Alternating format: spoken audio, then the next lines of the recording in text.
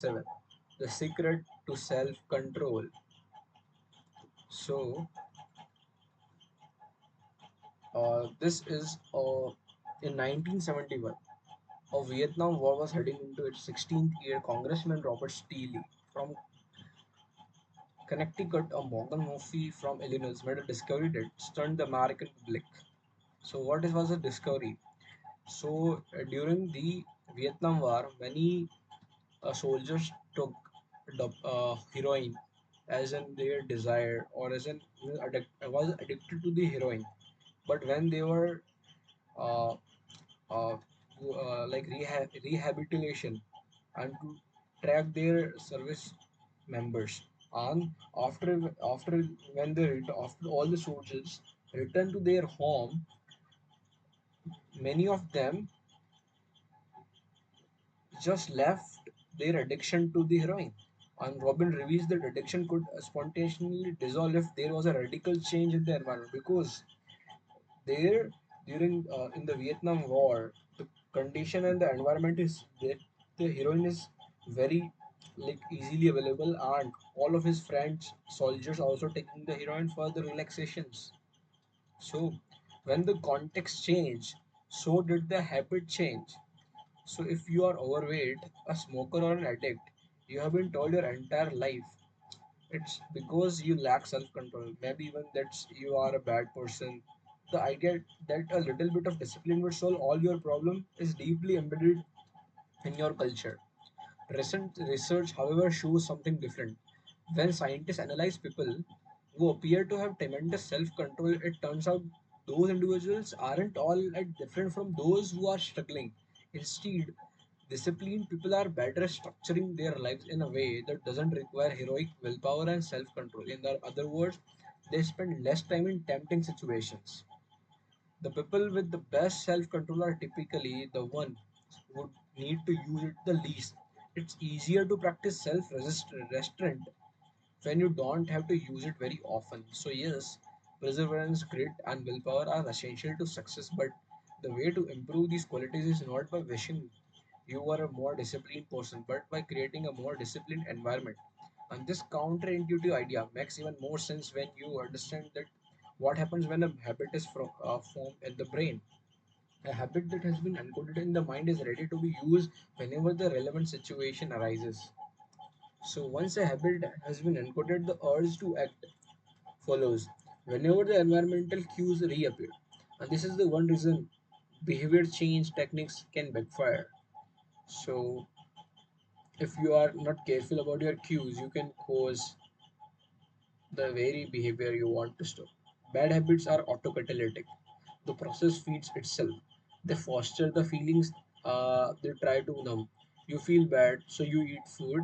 Because you eat junk food, you feel bad. Similarly, watching television makes you feel sluggish, so you watch more television because you don't have the energy to do anything. And worrying about your health makes you feel anxious, and which causes to smoke to easy your anxiety. It's a downward spiral, a runway train for bad habits. Researchers refer to this a cue-induced wanting. An external trigger causes a compulsive craving to repeat a bad habit. Once you notice something, you begin to want it. And this process is happening all the times, often without us realizing. So here is the punchline. You can break a habit, but you are unlikely to forget it. Once the mental grooves of habits have been carved into your brain, they are nearly impossible to remove entirely, even if they go unused for quite a while. So this just simply means resisting temptation is an ineffective strategy. It's hard to maintain a zen attitude in a life filled with interruptions. It takes too much energy. In short run, you can choose to overpower temptation. In the long run, we become a product of environment that we live in. So the author never seen someone consistently stick to positive habits in a negative environment. And the more reliable approach is to cut bad habit off at source. One of the most practical ways to eliminate a bad habit is to reduce exposure to the cues that causes it. For example, if you are wasting too much time watching television, move the TV out of the bedroom. Like if you are playing too much many video games, unplug the console and put in the closest after each use. This practice is an inversion of the first law of the behavior change. Rather than make it obvious, you can make it invisible. I am often surprised by how often simple changes like these can be like a very powerful. Remove a single cue and the entire habit often fades away. So self-control is a short-term strategy, not a long-term. You may be able to resist temptation once or twice, but it's unlikely you can master the willpower to override your desire every time. So instead of summoning a new dose of willpower, whenever you want to do the right thing, your energy would be better spent optimizing your environment. And this is the secret to self-control. Make the cues of your good habits obvious and the cues of your bad habits invisible. So this is the chapter summary. Inversion of the first law of behavior change is make it invisible. A habit is formed, it unlikely to be forgotten.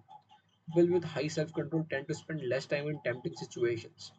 One of the most practical ways to eliminate a bad habit is to reduce exposure to the cues it causes it. Self-control is a short-term strategy, not a long-term. So this is an easy chart given by a author. So how to create a good habit? So first law is make it obvious. Second law is make it attractive. And how to break a bad habit is first law is make it invisible. So reduces exposure. Remove the cues of your bad habits from your environment. Okay, in this video also we are doing the second law and make it attractive, chapter 8. So how to make a habit irresistible. So in 1940s, a Dutch scientist named Nico ten Bogon performed a series of experiments that transformed our understanding of what motivates us. He performed experiments on rats and then tiny gulls and then some birds. So he tested these in such a way that, like, it's just like the brain of each animal is preloaded with certain rules for behaviors. When it comes across an exaggerated version of that rule, it lights up like a Christmas tree. And scientists refer to these exaggerated cues as a supernormal stimuli. A supernormal stimuli is a heightened version of reality, like a beak with three dots and or an egg the size of a volleyball, and it elicits a stronger response than usual. So what was the experiment done? So there is a bird and his chicks are always pointing toward the red bright dot. So what was the experiment done is uh, they created a fake red spot on the cardboard and they put near the chicks, and they also are doing pointing toward the red dot again and again on the fake also. And similarly one of the birds is like that.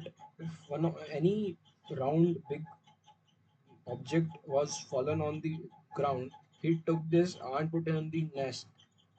And this was the experiment done. And they put the volleyball, and the bird also picked the volleyball, as in his mind he thought that it was an egg.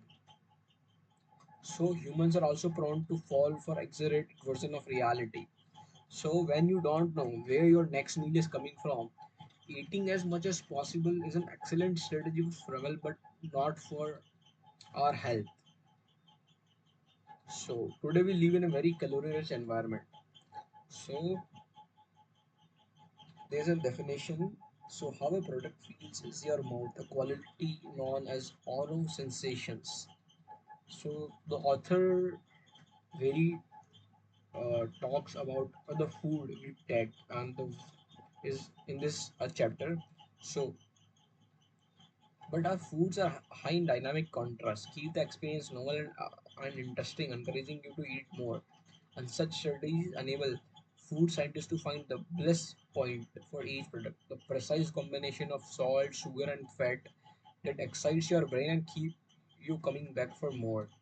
Stephen Guyan, a neuroscientist who specializes in eating behavior and obesity, says We have gotten too good at pushing our own buttons.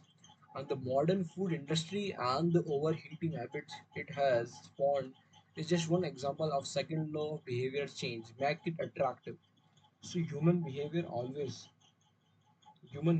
your human mind is always thinking for or always looking for an attractive things. So the more attractive an opportunity is, more likely to become a habit forming. So simply it is just an exaggerated features that are naturally attractive to us, and our instincts go wild. As a result, driving us into excessive shopping habits, social media habits, tea habits, eating habits, and many others. So compared to the nature, these blizzard pack experiences are hard to resist. If you want to increase the odds that a behavior will occur, then you need to make it attractive. Throughout our discussion of the second law, our goal is to learn how to make our habits irresistible. While it's not possible to transform every habit into a supernormal stimuli, we can make any habit more exciting. So to do this, we must start by understanding what a craving is. And now we are learning a science behind our cravings and a reward system in the brain. So we begin by examining a biological signature that all habits share, which is a dopamine spike. So the dopamine spike is just like a feedback loop.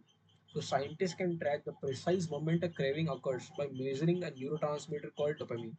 So the importance of dopamine became apparent in 1954 when the neuroscientist James Old and Peter Miller ran an experiment that reveals the neurological processes behind craving and desire by implanting electrodes in brain of rats. The researchers blocked the release of dopamine. To the surprise of scientists, the rat lost all their will to live. They wouldn't eat, they wouldn't have sex, they didn't crave anything. Within a few days, the animal died of thirst. A similar experiment was done again, but here the dopamine was blocked, but sugar was given to their mouth. They liked the sugar just as much as before. They just didn't want it anymore. The ability to experience pleasure remained, but without dopamine, desire died, and without desire, action stopped. So when other researchers reversed this process and flooded the reward system of the brain with dopamine, animal performed habits at this breakneck speed, and human are not so different. An average slot machine player will spin the wheel 600 times per hour. Habits are a dopamine driven feedback loop. Every behavior that is highly habit forming, taking drugs, eating junk food, playing video games, browsing social media, is associated with a higher level of dopamine spikes. For years, scientists assumed dopamine was all about pleasure, but now we know it's a plays a central role in many neurological processes, including motivation, learning, memory, punishment, aversion, and voluntary movements. When it comes to habit, the key takeaway is this: dopamine is released not only when you experience pleasure, but also when you anticipate it. Whenever you predict an opportunity, will be rewarding your levels of dopamine spike in anticipations. And whenever dopamine rises, so does your motivation to act. It is the anticipation of a reward, not the fulfillment of it, that gets us to take action. Interestingly, the reward system that is activated in the brain when you receive a reward is same as that is activated when you anticipate reward. This is one reason the anticipation of an experience can one feel better than attainment of it. As a child, thinking about Christmas morning can be better than opening the gifts. And scientists refer to this as a difference between wanting and liking. And now the dopamine spike. Your brain has far more neural circuitry allocated for wanting reward than for liking them. The wanting centers in the brains are the larger parts, and by comparison, the liking centers of the brains are much smaller, and they are often referred to as an hedonic hotspots and are distributed like tiny islands throughout the brain. For instance, researchers have found that 100% of the nucleus accumbens is activated during wanting. Meanwhile, only 10% of the structure is actively activated during liking.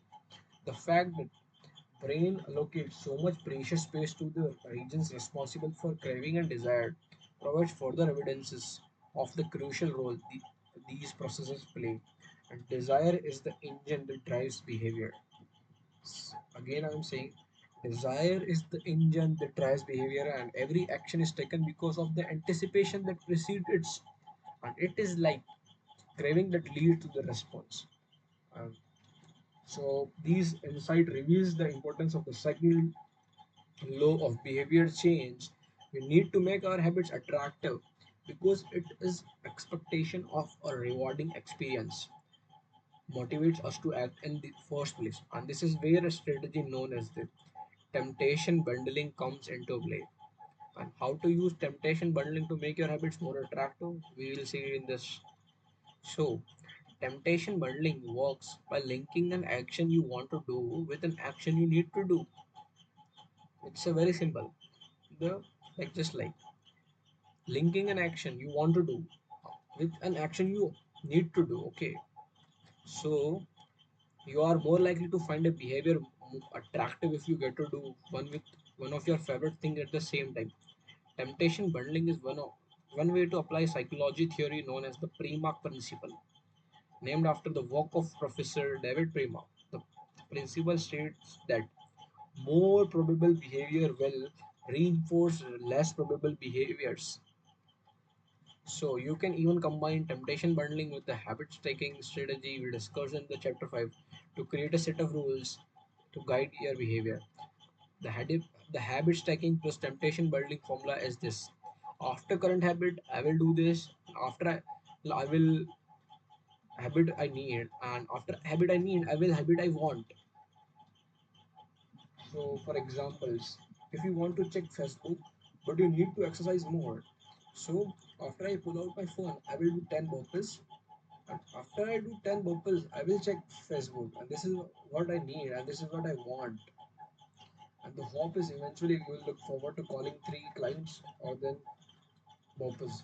Because it means you get to read the latest sports news or check Facebooks. Doing the thing you need to do means you get to do thing you want to do. So this is chapter summary. The second law of behavior change is make it attractive. The more attractive an opportunity is, the more likely it is to become habit forming. And habits are a dopamine driven feedback loop. It is the anticipation of a reward, not the fulfillment of it. So the greater the anticipation, the greater the dopamine spike. And the greater the dopamine spike, the more you take the action and the more you do regularly. And temptation bundling is one way to make your habits more attractive. And the strategy is to pair an action you want to do with an action you need to do. So thank you.